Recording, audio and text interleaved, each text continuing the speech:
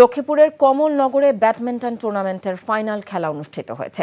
গতরাতে উপজেলার হাজির বাজার এলাকায় কমলনগর মডেল সরকারি প্রাথমিক বিদ্যালয় মাঠে সমাপনী অনুষ্ঠান অনুষ্ঠিত হয়।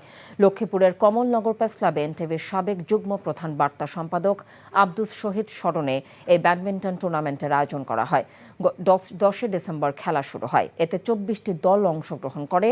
ফাইনাল ম্যাচে Torabganj Faisal sports club 3 match জিতে চ্যাম্পিয়ন ও Hajirhat Delwar store runners up হয়। এতে প্রধান অতিথি ছিলেন কমলনগর উপজেলা নির্বাহী কর্মকর্তা সুচিত্র রঞ্জন দাস।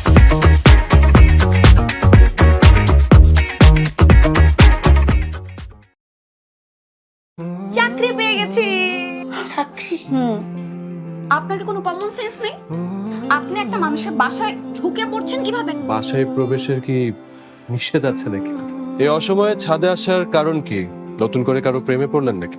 আমি আকাশ দেখছিলাম, আকাশ দেখতে দেখতে হারিয়ে গেলাম, হঠাৎ করে আপনি আসলেন।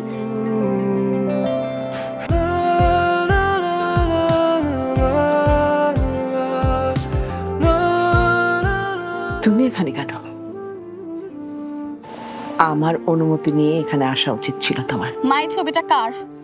আমার ম্যাডাম এই ছবিটা দেখে প্রতিদিন কাঁদবে কেন মা? এই মেয়েটা কি সব কথা বলছে?